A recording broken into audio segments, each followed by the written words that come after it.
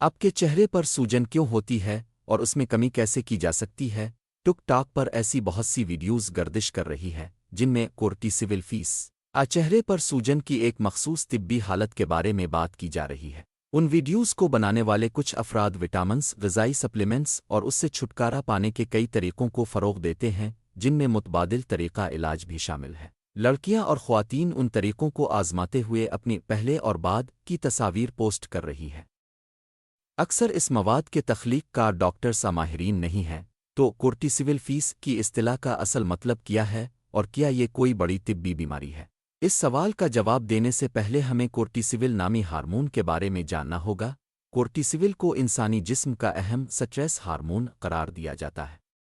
یہ ایک قدرتی الارم سسٹم ہے جو دماغ کے کچھ حصوں کے ساتھ تناؤ خوفناک حالت میں موڈ اور رد عمل کو کنٹرول کرنے کے لیے کام کرتا ہے۔ کورٹیسول ہارمون گردے کے اوپر واقع ایڈرینل گلینڈز کے ذریعے خارج ہوتا ہے۔ کورٹیسول جسم کے متعدد افعال میں ایک اہم کردار ادا کرتا ہے۔ جسم میں پروٹین، کاربوہائیڈریٹس اور چربی کے استعمال کے طریقے کو کنٹرول کرنا، سوزش کو کم کرتا ہے، بلڈ پریشر کو کنٹرول کرتا ہے، نیند اور جاگنے کے سائیکل کو کنٹرول کرتا ہے، بلڈ شوگر میں اضافہ کر کے انسانی جسم میں توانائی کی سطح کو بڑھاتا ہے تاکہ اسے تناؤ سے نمٹنے اور بعد میں اپنا توازن دوبارہ حاصل کرنے کے قابل بنایا جا سکے۔ موڈ اور یادداشت پر اثر انداز ہوتا ہے۔ وہ قبیلہ جہاں لوگ بوڑھے نہیں ہوتے، مارٹینا کینوچی نیٹ بولیویا کے جنگل سے گزر رہی تھیں جہاں سرخ رنگ والی تتلیاں ارد گرد چکر لگا رہی تھیں۔ ہم نے انہیں کہا وہ کچھ دیر کے لیے رک جائیں کیونکہ ہماری ٹیم آگے نہیں بڑھ سکتی تھی۔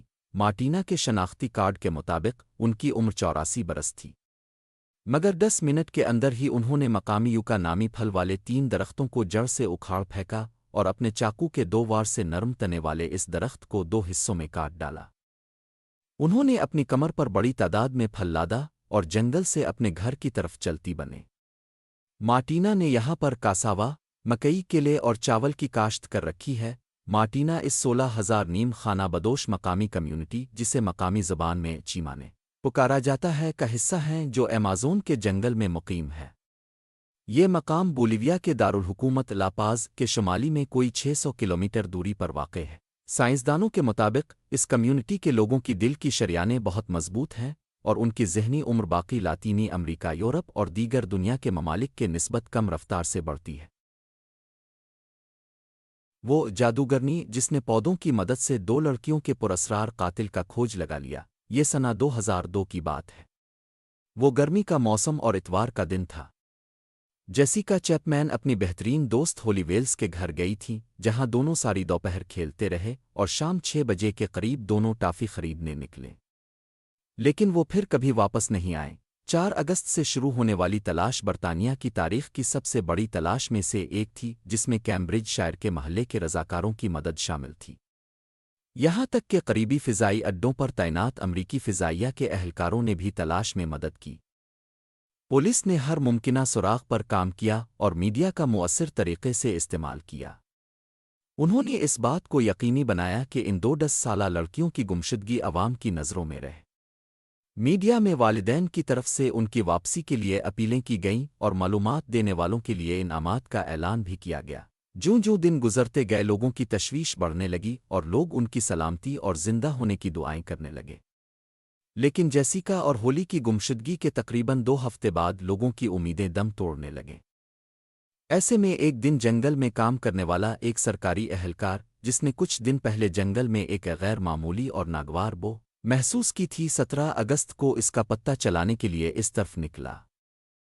اس نے گھاس پھوس سے ڈھکے ایک گڑھے میں 2 لاشیں دیکھیں، اگرچہ وہ لاشیں گلنے سڑنے لگیں تھیں، تاہم یہ علامات ظاہر ہو رہی تھیں کہ انہیں جلانے کی کوشش کی گئی تھی۔ 1 ہفتے بعد جب ڈی این اے کا نتیجہ آیا تو جس کا ڈر تھا اسی کی تصدیق ہوئی۔ موت کی وجہ کا تعین کرنا مشکل تھا، لیکن یہ واضح تھا کہ انہیں وہاں ہلاک نہیں کیا گیا تھا بلکہ انہیں مار کر ان کے گھر سے کوئی 30 کلومیٹر دور وہاں پھینک دیا گیا تھا۔ لیکن سوال یہ تھا کہ آخر یہ کب ہوا، کیسے ہوا اور کس نے کیا؟ دنیا کے وہ 5 سمارٹ شہر جہاں ٹیکنالوجی اور دیگر سہولیات زندگی آسان بنا رہی ہے۔ ماحولیاتی تبدیلی اور بڑھتی گرمی کے ساتھ ساتھ شہروں کے لیے اپنے باسیوں کو ایک محفوظ مستقبل مہیا کرنا مشکل ہوتا جا رہا ہے۔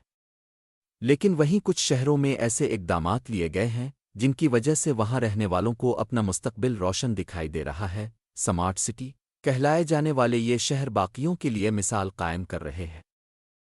International institute for management development (IMD) بہترین معاون زندگی مہیا کرنے والے دنیا کے بہترین شہروں کی فہرست تیار کرتا ہے۔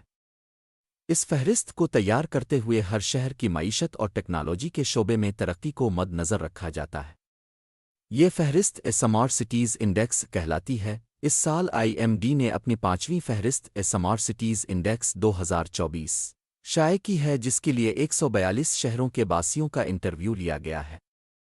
ان انٹرویوز میں لوگوں سے ان کے شہر میں دستیاب صحت اور ٹرانسپورٹ کی سہولیات، سیکیورٹی، ترقی کے مواقع، دیگر سرگرمیوں اور گورننس کے حوالے سے ان کی رائے لی گئی۔ دلچسپ بات یہ ہے کہ اس سال جنوبی امریکہ افریقہ کا ایک بھی شہر چوٹی کے 20 شہروں کی فہرست میں شامل نہیں ہے۔ ان 20 شہروں میں سے 17 یورپ ایشیا میں واقع ہیں۔ یہ جاننے کے لیے کہ کیا چیز ان شہروں کو باقی جگہوں سے بہتر اور اسمارٹ بناتی ہے، ہم نے کچھ شہروں کے باسیوں سے بات کی۔ جنگل کے بیچوں بیچ انڈونیشیا کا نیا دارالحکومت جو نیویارک سے 2 گنا بڑا ہوگا۔ انڈونیشیا کا دارالحکومت جکارتا دنیا کا سب سے تیزی سے ڈوبنے والا شہر ہے۔ لہذا حکومت نے جنگل کے وسط میں ایک نیا دارالحکومت تعمیر کرنے کے لیے ایک جرأت مندانہ منصوبہ شروع کرنے کا فیصلہ کیا ہے۔ یہ منصوبہ سبکدوش ہونے والے صدر جوکو ویدودو کی سب سے بڑی وراثت ہے۔ اس کا اعلان پہلی بار 2019 میں کیا گیا تھا، تاہم شہر کی تعمیر 2022 کے وسط میں شروع ہوئی۔ جلد ہی یہ رہائش کے لیے تیار ہو جائے گا اور اگلے چند ہفتوں میں لوگ یہاں منتقل ہونے والے ہیں۔ دارالحکومت نوسانتارا ایک کینوس ہے جہاں مستقبل تخلیق کیا گیا ہے۔ یہ بات صدر ویدودو نے گزشتہ ہفتے نئے شہر میں کابینہ کے پہلے اجلاس کے دوران کہی۔ جکارتا جو 1600 کی دہائی میں ڈچ نوآبادیاتی دور سے مک کا دارالحکومت رہا ہے، بہت زیادہ گنجان آباد ہے۔ یہ دنیا کا سب سے تیزی سے ڈوبتا ہوا شہر ہونے کے ساتھ ساتھ سب سے آلودہ شہروں میں سے ایک ہے۔ 1.5 کروڑ کی آبادی والے شہر کا 40% حصہ اب سطح سمندر سے نیچے چکا ہے۔ نوسانتارا کو ایک سرسبز اور ہائی ٹیک شہر کے طور پر تصور کیا گیا ہے، جہاں جدید میٹروپولیٹن کے بنیادی ڈھانچے کے ساتھ فطرت کا امتزاج موجود ہے جو نیویارک شہر سے دگنا بڑے۔ اس شہر کے کل رقبے کے 60% سے زیادہ حصے پر سرسبز جگہیں بنانے کا منصوبہ بنایا گیا ہے، جہاں پیدل چلنے کے راستے اور موٹر سائیکل ٹریکس ہوں گے۔ دنیا کا سب سے بڑا برفانی تودا جو سمندری بھنور کا قیدی بن گیا ہے۔